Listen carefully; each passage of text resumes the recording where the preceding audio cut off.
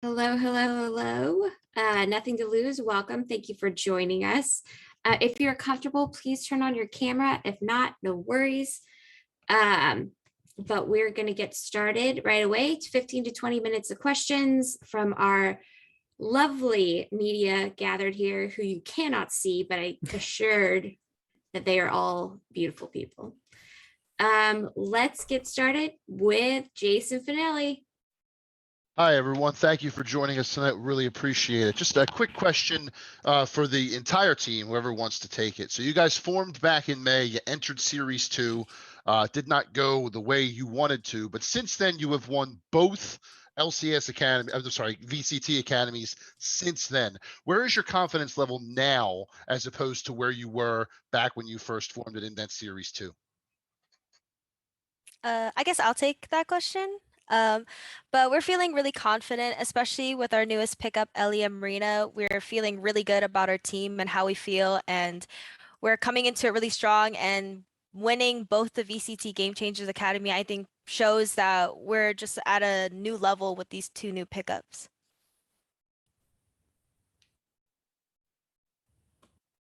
Great, thank you. I forgot to hit the recording, so I'm going to do that right now. Recording in progress. All right, let's go with Aaron from Upcomer next. Hey guys, thanks for doing this as well. I wanted to ask a lighter question about Crosshairs in Valorant. A lot of them have been really popular, the custom ones that you can make, like the Among Us one. Wanted to know from each of you if you could pick any emblem, symbol, anything in the world, and you have that as your Valorant crosshair, what would that symbol be? Kathy's Twitch emotes. That's a good one. I just use a T. I think just T. Oh yeah, that's a good one too. Yeah. I was trying to think of something creative, but I was thinking like a half moon, but I'm like, that would be really weird though. Like if you try to use that for aiming, I feel like it would be really inconsistent. You could have like a dot in the middle of it. It'll make it work. I would want a heart. So when I shoot people, it's like I'm shooting them with my love. That's a good one. That was an excellent one.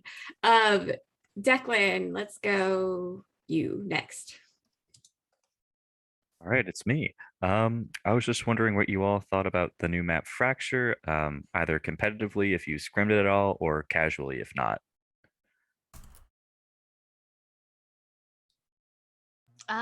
I could start that one, Kathy. I think Fracture as a map, I think we all kind of feel the same way about it. I think every team kind of feels the same way about it. It needs a lot of rework, I think.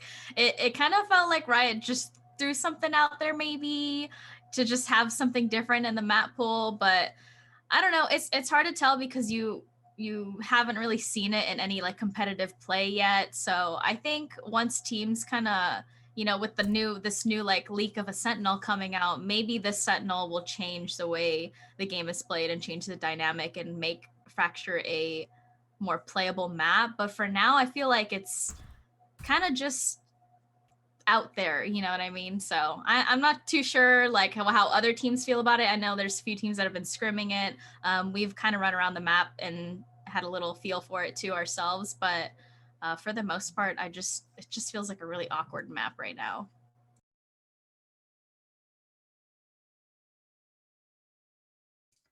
Okay, let's go to Lynn at Run It Back. Hello, everyone, and congrats on your signing as well. I had a question about your thoughts on the new format. So with this Game Changers series, the qualifiers turned into a Swiss elimination format. So I was just wondering anyone's general thoughts on this new format compared to prior formats. For me personally, and our team, we kind of didn't really like the way the Swiss format was. We preferred the older formats, especially because like me and Ari, I'm pretty sure have been playing every single VCT Game Changers that has been out. And with this new format, we felt like it was definitely like weird and new, and we just felt like in some aspects it might have been unfair because we would go against like really high like signed matchup teams really early on. So for us, like we just kind of didn't like it. Yeah, and to add on to that, I also feel like just based off of my experience playing competitively, it's always nice going into a tournament with like a round robin format, or even a format where you like play everybody and then do like the seeding. I just feel like it gives you a chance to work your way up to playing a better team. Instead of like going right off the bat playing like the best team in the tournament, like the team that's expected to win. Like I like it more when you can gradually build to that point and kind of funnel out the weaker teams, and then that way whoever qualifies as top 8 is like the teams that really deserve to be there because they played their best, and they really show that like they deserve to qualify there. Not saying that any team that qualifies doesn't deserve to be there, because everybody has worked really hard in the scene. But I just feel like it kind of is harder when like 2 really good teams are going head to head for a qualifying spot. You know what I mean? So I do like it more when you kind of gradually build up to playing the harder teams instead of going right off the bat into playing Cloud9 White. So Okay, let's go to Aaron from Inven Global. Hey y'all, congratulations on making it to the Series 3. This is a hardware question. I've been doing a survey of the various Valorant players, and I was wondering what mouse you all use and what you're looking for in a mouse when you're competing at this level. I guess we can just start with me. I use the G Pro wireless. I found that just having a wireless mouse has been way more comfortable for me because I tend to like move my arm a lot, and having the cord of the mouse like get in the way is like really distracting. So for me, the G Pro is just like perfect. I can go next. And I use Razer Viper Ultimate, also wireless. My first wireless mouse, and I really like it just because of that. Nice shape, nice sensor, and it's wireless. So I really like it. I use a bunch of different mice. Like I have a bag full of them. What? That's I always, crazy. yeah, I always switch. Right now, I have a Razer Viper Mini, and it has like ceramic skates on the bottom to make it slide better. Yeah. Neat, thanks. Marina, what about you? I use a Model O. It's wired. I've never tried a wireless mouse, so I honestly don't know the difference, but I'm sure it's better. So I plan on getting one in the future, but I think I definitely would want a wireless because I've heard a lot of good things about it. Yeah, I'm the same like Ellie. I have a whole bin filled with mice, and I've like constantly changed mice throughout my years of playing. Right now, I'm actually using the Model O also, like Marina. I got this one just because it was pink, and I thought it was really cute. Actually, our coach Ducky got it for me as a gift for winning VCT Game Changers Academy. So this was my gift from our coach. But yeah, I got it mostly because I thought it was cute because it was pink, but I've actually really grown to love this mice. I love mice that are light. And this one's like maybe 8 grams or something. I don't know how light it is, honestly, but it's really light. Thank you all. All right, up next is Pedro from The Click. Hello everyone, congrats on making this far in the tournament. This question goes out to Marina and Ellie. Starrybun recently mentioned the team's growing confidence as a result of winning the past 2 academy tournaments. And so taking that into another direction, the team enters Game Changers 3 with 2 new members, them being yourself. So how has it been to adjust with the rest of the team heading into the rest of the matches that you are due to play in this tournament? Oh, it's easy. These are some of the best players in the fucking scene. Excuse my language. literally some of the best players I've ever played with. So coming into this and playing with such top level players, such smart players, people that have a big, like the big picture isn't blurry. We know what we want. It's just the little things to get there.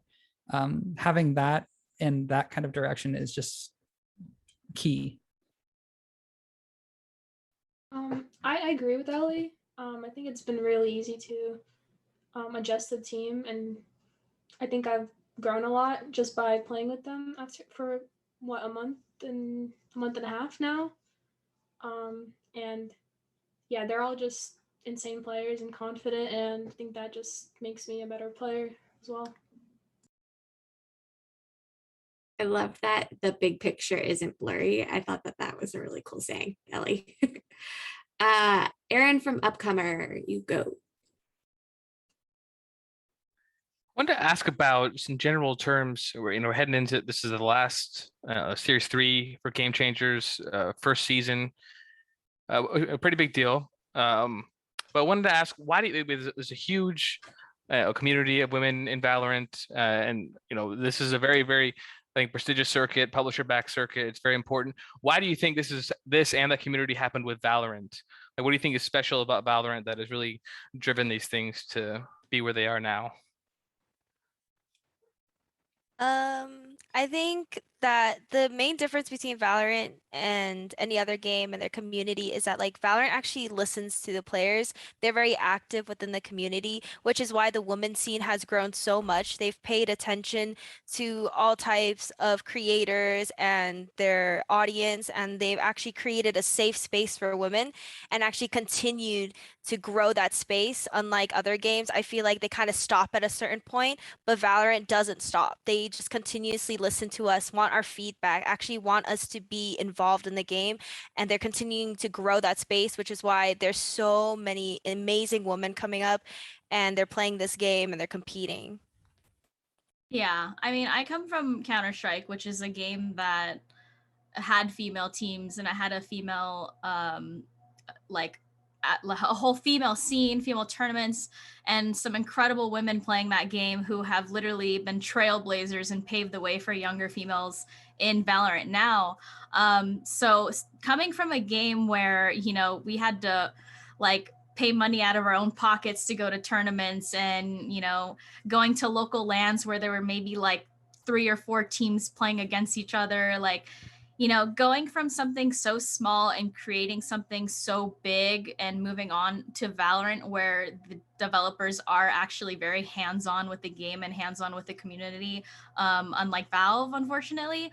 That's what's really helped our scene grow a lot. So having non-endemic brands get involved, having female teams stick together and stay together and grow together as a team and compete in these female tournaments, having more female tournaments, there's so much potential and so much growth that has happened in such a short amount of time that it's really, really exciting for a player like me that's been around for a long time, and having a young player on my team like Marina. When we got signed, I told her, I was like, Marina, oh my God, that's so cool. You're 16 years old and you're signed, you're a professional. Oh, I wish I had that when I was younger. But it makes me excited knowing that, I like to think that I was one of those key players in making it what it is today. So I think Valorant's doing a great job helping the female community grow.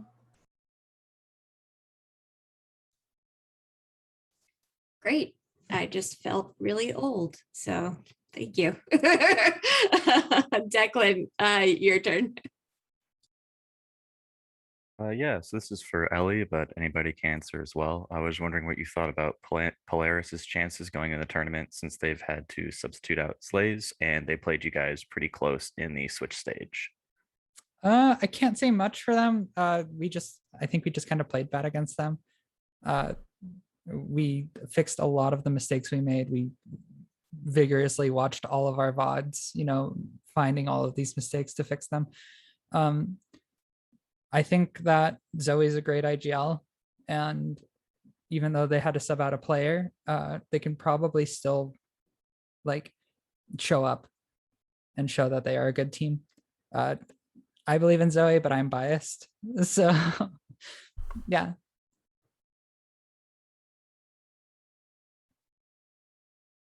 All right, let's go to Lynn at Run It Back. So you all had quite a tough qualifiers. You went against teams like Cloud9 White, TSM, version X.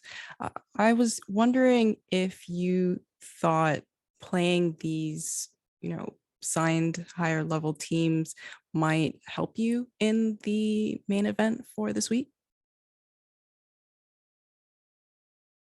Playing these signed teams early on actually does kind of help because it gives us a better idea of what their play styles are going to be and kind of like what to expect from them instead of it being a complete surprise during the main event. So I think like playing these signed teams like C9Y and TSM and version X, like we got a good feel of like how we should be playing against them and where we're kind of at. And I think it's like kind of good for us because it gives us VODs to review and really see where we're at right now as a team.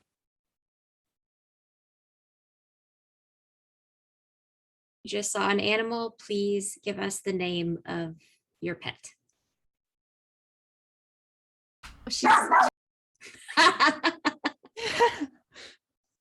Perfect timing.